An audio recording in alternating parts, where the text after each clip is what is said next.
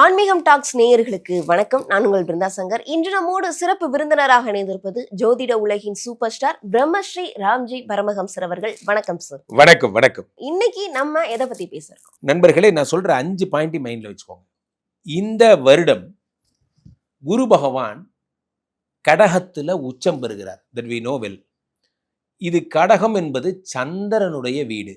இங்கே அவர் உச்சம் பெறுவது குரு சந்திர யோகம் என்று அறியப்படுகிறது. ஓகே, உச்சம் பெற்ற இந்த குரு ஃபர்ஸ்ட் யாரை பார்க்கிறாருன்னா விருச்சிகத்தை பார்க்கிறார். அது மங்களன் என்று அழைக்கப்படுகின்ற செவ்வாயினுடைய வீடு. இது குரு மங்கள யோகம் என்று அறியப்படுகிறது. சூப்பர். இதுல சூப்பரான விஷயமே என்னன்னா, இந்த குரு சனியை பார்க்கிறார். இந்த சனி யாருன்னு பார்த்தீங்கன்னா, உங்களுக்கு நிறைய பேருக்கு 7.5 சனி, அர்த்தாஷ்டம சனி இதெல்லாம் இருக்கு இல்லையா? அதை குரு பார்க்கும் பொழுது சனியினுடைய தோஷம் விலகி விடுகிறது. ஏற்கனவே அவர் குரு வீட்டில் தான் இருக்கார். அதனால பாதி தோஷம் போச்சு. குரு பார்த்து மீதி தோஷமும் போச்சு. அதனால சனி இனிமேல் கெட்டவர் கிடையாது, நல்லவர். இது நிறைய பேர் பதிவு பண்ணல. நான் இதை பதிவு பண்ணணும்னு நினைக்கிறேன். அடுத்ததாக சூப்பரான விஷயமே என்னன்னா, இந்த ராகு மகரத்துக்கு வரப்போகிறார் டிசம்பர் 6ல். அப்போ இந்த குரு ராகுவை பார்க்கும் பொழுது குரு சண்டால யோகம் அப்படின்னு ஒன்று உருவாக போகுது. இதுவும் ஒரு புது எக்ஸ்க்ளூசிவான விஷயம். அதே மாதிரி செவ்வாய் இந்த வருடம் நீச்சமாகி கடகத்திலே ரொம்ப நாள் லாங் ஸ்டே பண்ண போறார். அப்போ அவர் நீச்சம், குரு அங்க உச்சம், நீச்ச பங்க ராஜயோகம் ஏற்பட போகிறது.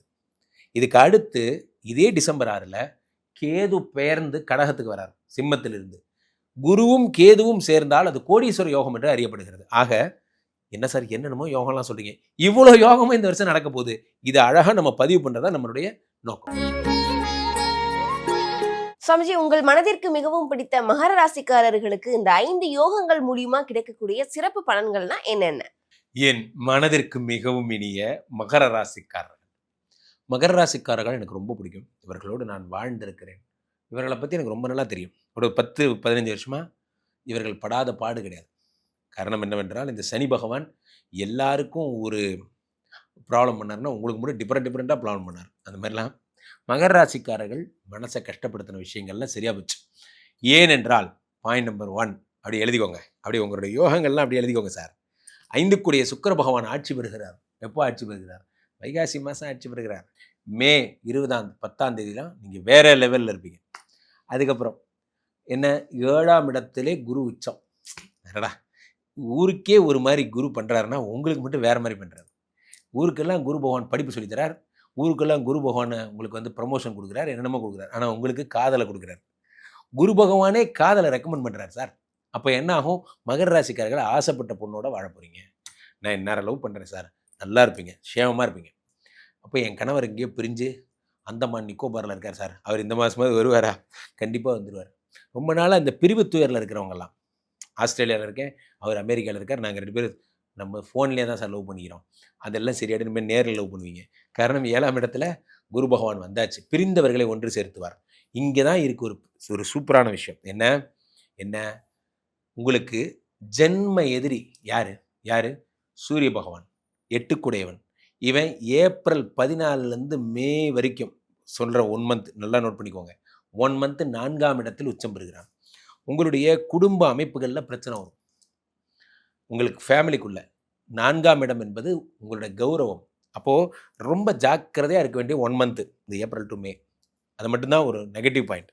அதே நேரத்தில் நாடுக்குடைய செவ்வாய் பகவான் பாதகாதிபதி, கெடுதலை மட்டுமே செய்பவன். அவன் 7ஆம் இடத்துல நீச்சம் பெற்று நீச்ச பங்க ராஜ யோகம் பெற்று செவ்வாய் உங்களுக்கு கன்வெர்ட் ஆயிட்டான். எப்போ? புரட்டாசி மாதம் அப்படி ஆகும் பொழுது செவ்வாய் தரும் யோகங்கள் என்னென்ன? பூமி யோகம் தருகிறார். இது வரைக்கும் எங்கள் வீட்டில் ஒரு லேண்டு வச்சுருந்தேன் சார், நான் வாங்குற நேரம் அந்த லேண்டு எல்லாருக்கும் அப்ரிசியேஷன் பேர் 1000 ரூபா ஸ்கொயர் ஃபீட்டுக்கு வாங்கினா இப்போ 500 ரூபாய்க்கு போகுது சார்.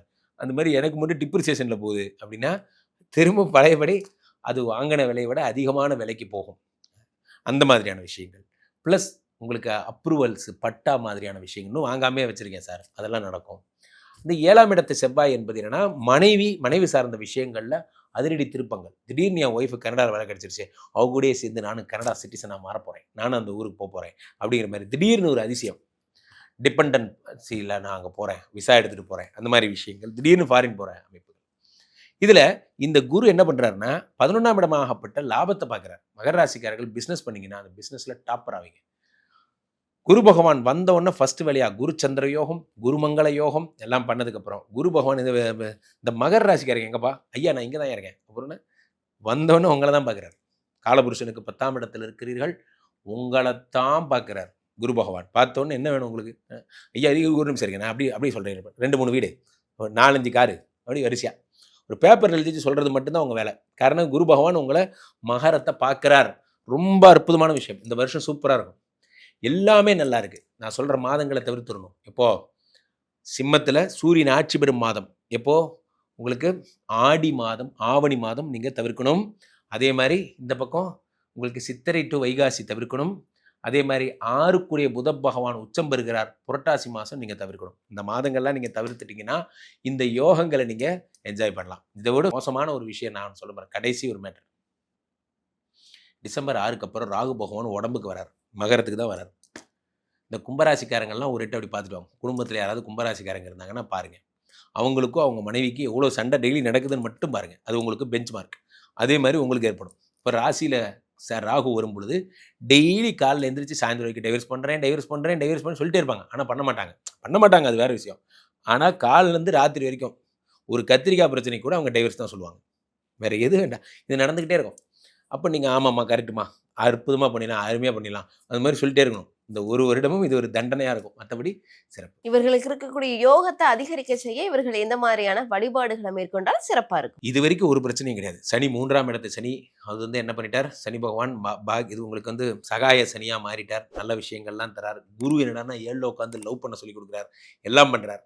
ஆனால் ஒரே பிரச்சனை என்னன்னா ராகு உடம்புக்கு வர்றது தான் பிரச்சனை. After this December only you need to worry. அப்போது ராகு பகவானுக்குரிய திருநாகேஸ்வரம் போகிறது, திருப்பாம்புபுரம் போகிறது, பக்கத்தில் இருக்கிற நாகாத்தம்மன் கோயிலுக்கு அடிக்கடி போங்க. வெள்ளிக்கிழமைகள் போங்க. எளிய முறையில் வெள்ளி நாகம் வைத்து வழிபடுங்க. இதெல்லாம் பண்ணுங்க சார். இந்த வருடம் ஏற்படக்கூடிய சின்ன சின்ன விபரீத ராஜயோகங்கள் தான் நம்ம கருத்தில் கொள்ள வேண்டும். முக்கியமாக நிறைய இடங்கள்ல 6 8ல் மறைகிறார், 8 6ல் மறைகிறார். இந்த மாதிரிலாம் விபரீத ராஜயோகங்கள் உருவாகிறது. பொதுவாகவே நான் சொல்கிற டேட்ஸ் எல்லாம் மைண்டில் வச்சுக்கோங்க. இந்த வருடம் மே 10ஆம் தேதி செவ்வாய் மேஷத்தில் ஆட்சி. இந்த வருஷத்தில் நடக்கக்கூடிய பெரிய விஷயம் இதெல்லாம். அந்த செவ்வாய் புரட்டாசி மாதம் நீச்ச பெற்று குரு பகவானோடு சேர்ந்து நீச்சபங்க ராஜயோகம். இதை மைண்டில் வச்சுக்கோங்க. அடுத்ததாக இந்த வருட புரட்டாசி மட்டும் எக்ஸ்க்ளூசிவ். ஏன்னா புதன் உச்சம் பெறுகிறார், சனி பார்வை. இப்போ நிறைய பேர் கடன் அடைய போகுது. ஸோ பெரிய இன்வெஸ்ட்மெண்ட்ஸ்லாம் அப்போ பிளான் பண்ணுங்கள். எப்போது? புரட்டாசி மாதம்.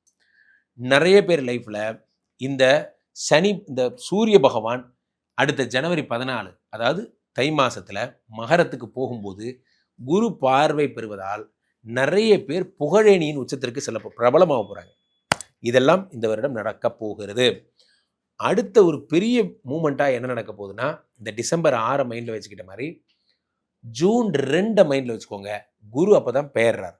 ஸோ ராசி ரீதியாக இந்த ஜூன் 2 குரு பயிற்சி, டிசம்பர் 6 ராகு கேது பயிற்சி, ப்ளஸ் சனி புதனை பார்க்கின்ற இந்த புரட்டாசி மாதம், நீச்சபங்க ராஜயோகம் அடைகின்ற இந்த ஆடி மாதம். ஸோ இதெல்லாம் மைண்டில் வச்சுக்கோங்க. இவர்கள் அத்தனை பேருமா சேர்ந்து ஒரு நீச்சத்தை நீச்சபங்க ராஜயோகமாக்குகிறார்கள், ஒரு மறைவை விபரீத ராஜயோகமாக்குகிறார்கள். பொதுவாகவே இந்த வருடம் நிறைய பேருக்கு சிறப்பு. மக்கள் உங்களை தொடர்பு கொள்றதா இருந்தா எப்படி தொடர்பு? கீழே போயிட்டு இருக்க இந்த 2 நம்பரை கூப்பிடுங்க.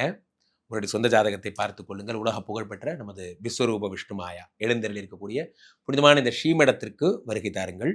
மீண்டும் ஒரு நல்ல பதிவில் சந்திப்போம். நன்றி, வணக்கம்.